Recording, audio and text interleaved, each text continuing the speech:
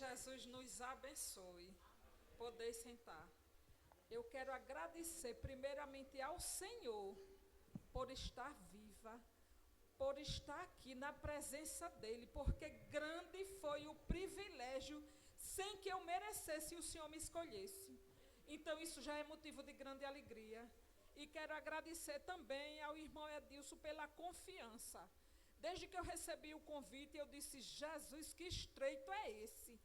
Mas eu disse ao Senhor, quando a gente pensa no sacrifício que Ele fez na cruz do Calvário, que Ele não olhou, Ele não apresentou dificuldade para nos salvar, vir para aqui dizer que Ele é grande, tremendo e poderoso e está voltando para nos buscar, é o mínimo que a gente pode fazer. E eu digo: Senhor, eu irei, me ajude. Eu não quero falar nada de mim, eu não quero aparecer, não quero elogios. Que o grande seja o Senhor, porque eu sou pequena, eu gosto de sentar do meio para trás, eu gosto de fazer tudo em segredo e em silêncio. Mas o Senhor que apareça e que eu diminua, porque o Senhor é grande, grande aqui só tem Ele. Ele é poderoso, justo, maravilhoso e fiel. E eu quero ler aqui no livro, comecei a orar ao Senhor e pedir uma palavra, orar e jejuar e dizer: Jesus, e agora? Que eu não fale nada de mim, que seja o teu querer e a tua vontade. Não o que eu queira dizer, mas o que a igreja precise ouvir. Que seja o Senhor que determine. E o Senhor me deu a palavra no livro de Jonas. O Senhor me deu em Jonas. Jonas, no capítulo 3, que diz o seguinte: Nínive se arrepende. Veio a palavra do Senhor pela segunda vez a Jonas, dizendo: levanta-te e vai a Nínive, aquela grande cidade, e proclama nela a mensagem que eu te direi. E levantou-se Jonas e foi a Nínive, conforme a palavra do Senhor. Era Nínive uma cidade em extremo grande, de um percurso de 3 dias. E começou Jonas a entrar pela cidade a caminho de um dia e pregava dizendo: daqui a 40 dias Nínive será destruída. Os homens de Nínive creram em Deus e apregoaram um jejum e se vestiram de saco, desde o maior até o menor. Chegou a notícia até o rei de Nínive e se levantou de seu trono, despojou-se de suas vestes, cobriu-se de saco e assentou-se sobre cinza. E fez-se proclamar e anunciar em Nínive por decreto do rei e de seus nobres, dizendo: homens e bestas e cargas, gado maior e menor, não provem comida, não se alimentem nem bebam água, mas cubra-se de cilício homens e animais e clamem a Deus fortemente, e então se converterão cada um do seu mau caminho e da violência que há em suas mãos. O Senhor deu a receita completa quando Ele mandou Jonas ir a Nínive. Nínive era uma cidade totalmente corrompida, uma cidade perigosa e sanguinária. E Deus mandou Jonas. No capítulo 1, Deus já manda Jonas e Jonas se esconde. Tenta se esconder da presença do Senhor. Ao invés de ir para Nínive, Jonas compra uma passagem para Tarsis, foge e vai em outro navio em sentido contrário. E foi preciso Deus mandar aquela tempestade, o mar revolto, as ondas empoladas, e o Senhor fez tudo aquilo. E lançaram a sorte para saber por que estava acontecendo aquilo. Enquanto isso, Jonas estava no porão dormindo, despreocupado com a obra do Senhor. Ele estava dormindo, nem aí para o que ia acontecer com Nínive. Nínive tinha 120 mil pessoas, mas Jonas não queria saber, não estava preocupado com as almas que ali estavam. Ele não queria ir trabalhar, fugiu para Tarsis. O Senhor empolou o mar, as ondas ficaram bravias e Jonas foi lançado ao mar para se cumprisse. Mas a obra não deixou, não por Jonas, Deus, pela sua infinita misericórdia, aqueles marinheiros a Bíblia diz, no livro de Jonas, que eles temeram muito e apresentaram sacrifícios. E Jonas foi lançado ao mar. Passou 3 dias no ventre do grande peixe. E ele foi para Nínive para fazer conforme ali ele orou. E o Senhor o protegeu. Não sei se ele estava sentado, deitado em pé, como ele estava no ventre daquele grande peixe. Mas ele ali naquele desespero, ele orou ao Senhor. E o Senhor cuidou dele e mandou Jonas, foi lançado na praia por aquele peixe, para ir fazer a vontade do Senhor. Mas ele não foi de bom grado, alegre e feliz da vida, mas ele tinha que ir, porque o mestre foi um ide imperativo, não foi um pedido, mas uma ordenança que ele deu. Vai, você vai. Porque quando a gente dobra o joelho aceitando a Jesus, a gente não manda mais em nós. Quem manda é Ele, quem determina é Ele. E quando você quer andar pela sua própria vontade, você só tem prejuízo e decepção. Nós temos que andar conforme o querer dEle, a vontade dEle. Que não viva mais nós, que Cristo viva em nós. Que seja feita em nós a vontade dEle. Porque o homem não conhece um côvado à sua distância. Ele não conhece o amanhã. Ele não sabe o que vai acontecer. Mas o Senhor conhece e sabe que nós possamos deixar Ele determinar a nossa vida. E ali Jonas foi pregar para aquele povo, entrou na cidade e saiu clamando, falando o evangelho, que Deus ia destruir a cidade por conta dos maus caminhos, dos erros, dos homens sanguinários, o que estava ali acontecendo. E aquela palavra tocou o coração daquele povo. Não foi porque Jonas disse, foi porque Deus fez a obra. Porque não é Jonas que faz, quem faz é o Senhor. Nós lançamos a semente, mas o crescimento quem dá é Deus. E os frutos que aquela árvore dá também é o Senhor que prepara. É Deus que faz tudo. A honra e a glória só pertence a Ele e a mais ninguém. E Jonas saiu ali e chegou aos ouvidos do rei que a cidade ia ser destruída. Ele imediatamente tirou as vestes reais, se vestiu de saco. Isso significava na época humilhação. Se humilhou diante do Senhor, colocou um jejum em toda a cidade, entre animais, dos maiores aos menores, tudo. Ninguém podia tocar em alimento, em água. Esta é a receita quando a gente vai para o campo. A receita é essa: avisar, se humilhar diante do Senhor, pregar o evangelho, se vestir de saco, se despojar do nosso próprio eu, para que o Senhor brilhe na nossa vida, para que nós não façamos viagem como Jonas fez. Para Tarsis, Jonas viajou, ele foi fazer tour, ele foi passear. Mas o Senhor pegou Jonas e disse: você vai para Nínive, porque lá tem 120.000 que ainda não conhece a diferença entre a mão esquerda e a direita. E precisa ouvir a minha palavra, ouvir falar do meu nome. E ali ele teve que ir, porque a gente não se domina. E quando chegou naquela cidade que ele pregou, que o rei ouviu, que determinou, decretou o jejum e decretou a humilhação total, Deus entrou com providência naquele lugar. E Deus se arrependeu do mal que tinha dito que faria a cidade de Nínive. Mas Jonas não ficou satisfeito. Jonas ficou triste. No capítulo 4, o capítulo 1, você vai ver que ele desobedeceu, ele foi desobediente. No capítulo 2, ele teve que cumprir o que Deus mandou, porque ele já havia saído do grande peixe. Ele reclamava, ele ia fazer a obra, mas ele só reclamava, porque ele estava precisando e estava faltando o amor pelos 120.000 que estavam lá, que não conhecia Deus.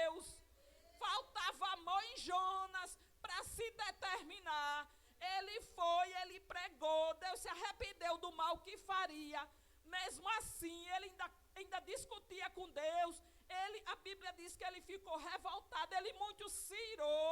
Ele sentou, no capítulo 4 mostra que ele sentou para olhar o que iria acontecer.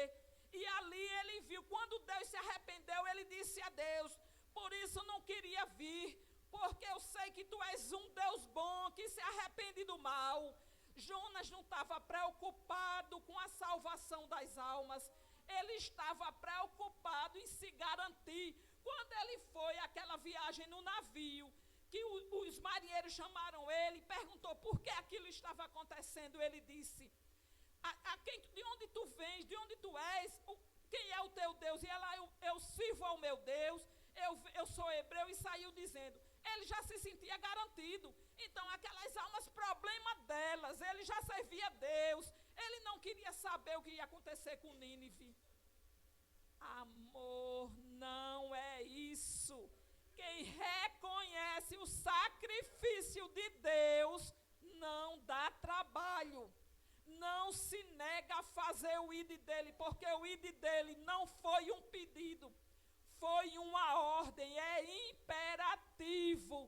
Ide por todo mundo e pregai o evangelho a toda criatura. E no reino de Deus não tem aposentadoria por tempo de trabalho, não tem lugar para ficar só sentado de braços e pernas cruzadas, esperando o que vai acontecer, como Jonas ficou no capítulo 4. Nós precisamos fazer missão, porque a missão está no coração de Deus. Se você não pode ir, ore por quem foi, ajude, estenda as suas mãos. A nossa missão é dentro da nossa casa, é na nossa vizinhança. O que você não, se você não pode fazer de um jeito, você pode de outro. O que você não pode fazer é ficar de braços cruzados, porque naquele grande dia o Senhor vai requerer de ti, o Senhor vai perguntar: o que tens para me apresentar? E o que você tem para apresentar ao Senhor? O que é que você tem para apresentar? Olhe no espelho e pergunte a Deus: que missionário é você, Senhor? Quem sou eu como missionário na tua casa e na tua presença? Diz para mim, Senhor, quem sou eu? Mostra para mim o que é que eu tenho feito, o que é que eu tenho agregado para arrancar as almas da mão de Satanás e trazer para a tua luz. Porque Satanás não comprou almas, ele é ladrão e salteador. Quem comprou almas foi Jesus, com preço de sangue, preço de cruz, preço de sangue inocente derramado. É preciso que nós estejamos prontos a renunciar ao nosso próprio eu, às nossas vontades, e entender que fazer a obra do Senhor não é um pedido, é uma ordem. O que você está fazendo na casa do Senhor, para dizer assim: Senhor, não para aparecer, para querer holofotes, para querer brilho, luzes da ribalta, não, mas que o Senhor reconheça o seu sacrifício. A Bíblia diz que o reino de Deus é tomado por esforço. Qual é o esforço que você tem feito pela obra do Senhor? Qual o esforço? Olhe e faça uma autoanálise: Senhor, o que é que eu estou fazendo para naquele grande dia eu ouvir servo bom e fiel? É forte, é duro, mas é realidade. Jesus está voltando. Jesus está às portas. Não há tempo mais para cochear em dois pensamentos. Não há tempo mais de brincar de servir a Cristo. Não há tempo mais de deixar as almas para depois. Não há tempo mais de deixar para anunciar o evangelho para o que está na sarjeta, para o que não conhece ao Cristo, para o que está nas drogas, no mais profundo fosso do mundão lá fora. O mundo está fora de controle, mas o Senhor tem o controle de todas as coisas. E Deus não nos tirou das trevas para a sua maravilhosa luz, para ficarmos de braços cruzados, assistindo Satanás levar as almas para o inferno. Deus nos levantou com ousadia de espírito, com veemência, para ir lá buscar o que se havia perdido. Ele nos levantou para isso, Ele nos deu força, Ele nos preparou, Ele nos deu ousadia. Precisamos tirar as armas do salgueiro, precisamos calçar o evangelho da paz, sentir amor pelo perdido e ir buscar aqueles que estão lá fora. Não podemos subestimar ninguém. Não podemos determinar, já está perdido, aquele não tem jeito mais. Eu já orei, eu já pedi, não adiantou. Não temos o direito de sentenciar ninguém, porque Jonas sentenciou Nínive. Aos olhos dele, Nínive já estava perdida. Eu não vou, que não vai adiantar. É um povo de dura serviço, um povo sanguinário, bagunceiro, eu não vou. Foi para Tarsis fazer turnê, passear. Veio no ventre do grande peixe, teve que ir a Nínive. Isso é Deus mostrando, é um ensinamento para nós, que não podemos subestimar ninguém. Não podemos dar por perdido. Não podemos decidir quem está perdido e quem não está. Essa decisão é pessoal e intransferível. A obrigação nossa é pregar o evangelho a toda criatura. E a decisão da salvação é pessoal. Nós não podemos querer fazer o trabalho do Espírito Santo, porque o Espírito Santo é quem convence o homem do pecado e da justiça. Nós temos obrigação de pregar, de falar o amor de Cristo, não só em palavras, mas em atitudes, em comportamento e testemunho. E o crescimento à obra, quem dá é o Senhor. É o Senhor que faz todas as coisas. O Senhor é maravilhoso. Se a gente fizer uma retrospectiva, onde nós estávamos, e o Senhor foi lá com seu grande amor nos resgatar. Alguém se levantou para fazer a obra, entregou a sua vida e decidiu. O primeiro missionário foi Jesus, que deixou seu trono de glória, deixou tudo e veio aqui para nos resgatar.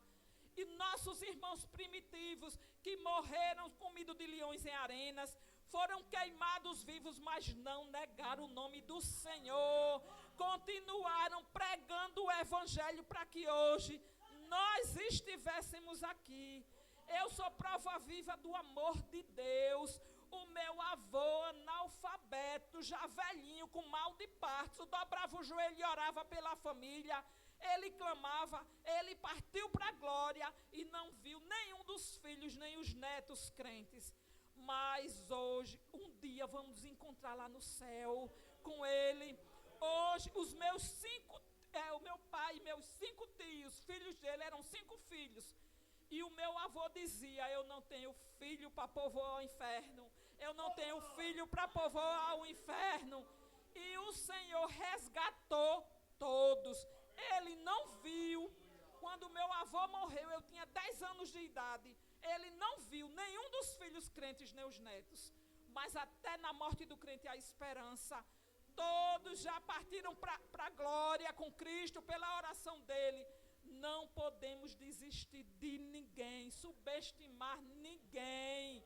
Temos que arregaçar as mangas, lembrar do sacrifício de cruz do Calvário, de coroa de espinho no inocente, e fazer a vontade dele, arrancar as almas das mãos de Satanás, que é ladrão e salteador, e trazer para a casa do Senhor, para conhecer a luz que Jesus veio trazer. É maravilhoso estar na presença dele, dizer que ele é grande, tremendo, poderoso, justo, santo e bom. Ele foi, mas vem para buscar o povo seu, um povo zeloso e de boas obras, um povo que cumpriu com o ID dele, porque as nossas obras serão pesadas. Nós passaremos por um tribunal e ele vai nos analisar. Que nós possamos lembrar disso. Que nós possamos lembrar disso e que o amor, a ousadia no espírito, que a veemência em nós cresça. Para que nós possamos buscar as almas por amor e não como Jonas fez, por obrigação forçada e ainda reclamando, murmurando. Estou falando mal de Jonas? Não, é a realidade. Se você pegar, são 2 folhas apenas da Bíblia e ler a história, o desenrolar de Jonas, você vai ver que ele foi, mas ele não foi por amor. Neemias reconstruiu Jerusalém por amor. Quando ele chegou em Jerusalém, Jerusalém foi queimada a fogo. Ele sentou, chorou, levantou e orou e foi buscar ao Senhor. Deus levantou Artaxerxes, um rei tirano e cruel, mas achou graça aos olhos de Neemias e perguntou para Neemias: Neemias, o que tens que está triste o teu semblante? Senhor, a minha Jerusalém foi queimada a fogo e Deus moveu as águas, e aquele rei disse a ele que ele reconstruísse Jerusalém. Permitiu os artífices, permitiu tudo. O mais puro ouro de Ofir, madeira de cedro do Líbano, ciprestes, que era a melhor madeira da época. Preparou tudo, os navios foram buscar, eram 3 anos navegando para pegar. No caminho, Neemias encontrou com Tobias e Sambalate. Você não vai conseguir, você não vai fazer, mas ele tapou os ouvidos. Ele focou num Deus todo-poderoso, justo, santo e fiel, que sabia. Ele focou em Deus, ele não ouviu a direita nem a esquerda. Ele olhou para o alto, o autor e consumador da nossa fé, e ele reconstruiu Jerusalém. O que é que está faltando para você reconstruir Jerusalém? Como está a sua vida, como está a sua casa? Deus levanta Neemias para reconstruir Jerusalém. Reconstrua Jerusalém, porque Jesus está voltando. Jesus está voltando e Jerusalém vai ter que estar reconstruída e reparados seus altares, para que a gente possa ouvir o toque da trombeta quando o Senhor raiar nas nuvens. Esse é o nosso propósito maior. Eu tenho dito ao Senhor: Senhor, tire de mim tudo aquilo que me afasta do Senhor, tudo aquilo que me impede da comunhão contigo, eu abro mão, mesmo que doa, o Senhor arranque sem hesitar, porque eu quero ouvir aquele toque naquele grande dia. Se eu não já tiver partido antes, mas eu quero ouvir a tua voz, ver o teu rosto frente a frente para dizer: Santo, Santo, Santo é o Senhor dos exércitos. E eu quero agradecer essa oportunidade. É uma pena que o tempo não mais espera, mas que o Senhor coloque em nós o desejo de ganhar almas para o reino dele, porque o maior presente de uma pessoa é a sua salvação. E eu agradeço a oportunidade em nome de Jesus, em nome de Jesus.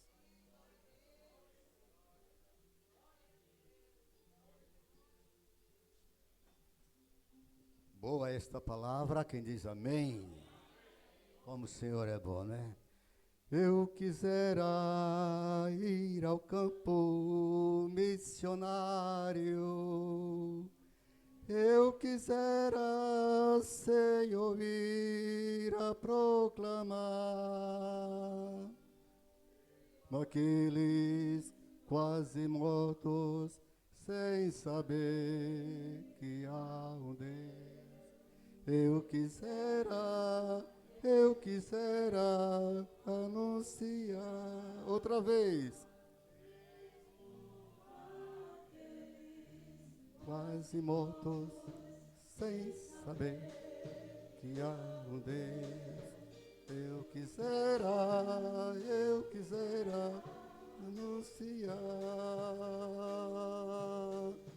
Eu quisera missionário. Eu quisera, Senhor, ir a proclamar, mesmo aqueles quase mortos, sem saber que há um Deus. Eu quisera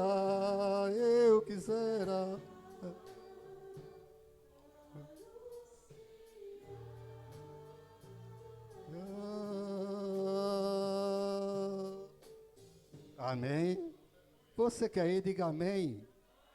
Glória a Jesus. Deus abençoe que você cumpra, né? Quando o Senhor chamar, Ele já está chamando. O culto hoje foi só chamado. Graças a Deus por tudo, o Senhor é bom, o Senhor é maravilhoso. Cadê a Manhara? Está aí, Manhara? Cadê o Joninho? Joninho, cadê o Joninho? Foi para o Manhara? Foi receber a benção lá, reparar. Manhara, por favor, venha até aqui, Manhara. Glória a Jesus. Querida igreja, diante de uma mensagem como esta, a gente fica a pensar como é que anda o mundo. Esta semana, numa reportagem, acredito que alguns viram, senta aí, Manhara, pode sentar. Alguns viram o que aconteceu em um restaurante em determinado lugar, uma confusão por causa de um bebê. Um rapaz achou que uma senhora estava com um bebê no braço, que era um bebê reborn. E a mulher pedindo ajuda, ele achou que a mulher estava com fingimento, foi lá e deu um tapa no bebê, que segundo ele era reborn, e não era um reborn. Era um bebê de verdade. O Wanderson ali balançou a cabeça, eu creio que ele viu. Então, muito obrigado a vocês. A igreja, eu trago uma advertência da parte de Deus para todos vocês que pensam em ter o bebê reborn. Não somente este caso, mas mulheres estão em tratamento psicológico já por causa do bebê reborn. Que pensam elas que é realmente um bebê de verdade. Até amamentar o reborn, elas amamentam. E a coisa está tão séria, meus amados irmãos, querida igreja, amadas irmãs do Senhor Jesus, servos de Deus e servos, né? Na verdade, a igreja é composta de membros. Analise uma coisa, você chegar dentro da sua casa com um bebê reborn e dizer, meu bebezinho. É igual algumas pessoas que hoje têm o pet em casa e dizem, meu bebê e por aí afora. Não é diferente não, viu? Não é diferente não. Apesar do pet ser um animal, ter vida, mas tem muita gente dizendo que o pet é o meu, etc. Aí o bebê dentro de casa, a mamãe ou o papai vai e diz para o filhinho, olha meu filhinho, aí aqui está o seu irmãozinho, ou a sua irmãzinha. Já pensaram nisto? Meditem nisto, meditem. O que é que você está levando para casa? Veja a estratégia do adversário em transformar as coisas, em fazer da mentira verdade e da verdade mentira. E muita gente está sendo enredada por isto, e até desgraças estão acontecendo no seio de famílias por conta dessa ilusão e dessa vaidade. O perigo que a sociedade corre no momento. Então, compete a nós, missionários do Senhor Jesus também. Se não proclamamos isto para o mundo, mas proclamamos dentro da igreja. Não caia no laço. Amém? Glória a Jesus. Não caia no laço, amém? Oh, graças a Deus. Proclamemos o Evangelho. Eu poderia dizer mais coisas, acrescentar mais. Porém, o tempo já se foi. E haverá a ceia para aqueles que não tomaram sexta-feira, né? Mas no Japão, amados irmãos, no Japão, homens, presta atenção, homens, eles compram mulher artificial, de silicone. Essa reportagem eu peguei, não somente peguei a reportagem, como li acerca disto. O mal que está acontecendo nos países orientais, e o Japão é o primeiro. Eles compram mulher artificial porque diz que ela não dá problema. Já imaginou? Você sabia disso? Agora, sabe por que tudo isso começa? Por causa da divisão nos casamentos, onde as mulheres dizem assim, eu não quero mais saber de homem, não é? Acaba o casamento, a época hoje está assim, acaba o casamento e diz, eu não quero mais saber de homem. E o homem faz o contrário, diz, eu não quero mais saber de mulher. Aí eles perguntam, a vontade de Deus para com o mundo é esta? Para com os homens? Não. A vontade de Deus é que haja o casamento, o homem com a sua mulher, com a sua esposa, e a esposa com o seu esposo. Né? Porque com esta ideia, aí vão pegar o objeto, pegar a máquina e botar dentro de casa como se fosse o ser humano. A armadilha de diabo é muito grande. Então preguemos o Evangelho, dizendo que o Senhor é bom, que o Senhor salva e tem solução para tudo. Amém? Tem alguém para Jesus nesta noite aqui neste lugar? Levanta a mão. Alguém que crê o Evangelho, que não é crente ainda, que quer aceitar Jesus, entregar a sua vida ao Senhor para adquirir nele a salvação, o perdão dos seus pecados, através do sangue de Jesus vertido na cruz, que lava o homem todo pecado e purifica, e faz dele a nova criatura e filho de Deus para morar no céu. Tem alguém? Não tem? Glória a Jesus. Ficamos de pé, amada igreja, vamos orar ao Senhor. Mainara, vem para cá, por favor. Eu vou dar para a Mainara aqui a parte B do versículo 18, do capítulo 5 de Efésios. Capítulo 5 de Efésios, versículo 18, a parte B. Diz assim, Mainara: enchei-vos do Espírito. Amém? Mainara é uma bênção. Está lá na classe Lucas comigo. Graças a Deus, tem sido só alegria para mim e para minha esposa. Oremos pela Mainara e por todos mais. Eu quero convidar o presbítero Berivaldo mais uma vez para orar.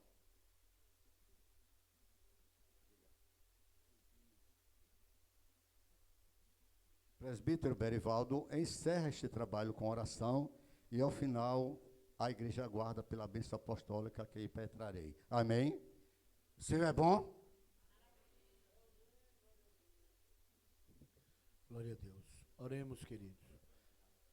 Querido Deus, eterno Pai, maravilhoso Jesus, rogamos a Ti, Senhor, pela Tua filha que está aqui completando mais uma primavera. Deus, abençoe os seus dias de vida, ser com ela, faz prosperar, Senhor, enquanto ela estiver na tenda e debaixo da tenda. Senhor Jesus, que ela possa continuar no Teu caminho, na Tua palavra. Santo Deus, queremos te agradecer também, Senhor, por esse trabalho, pelo trabalho de hoje, pela mensagem da palavra, pelos hinos entoados. Ó, querido Deus, nos despede em paz para casa. Se conosco, Senhor, na ida para casa, na chegada em casa, e nos concede também um descanso e uma noite de paz, em nome de Jesus. Amém. Tem cantina também aí fora do Demadac. Perdão, o Madac, né? Deus abençoe. Levantem suas mãos. Eleva os meus olhos para os montes, de onde me virá o socorro? Ele guardará a tua entrada e a tua saída. A graça do Senhor Jesus, o amor de Deus e a comunhão com o Espírito Santo, seja com todos nós, e todos dizem amém. Vão em paz em nome de Jesus. Que o Senhor os guarde mais uma vez.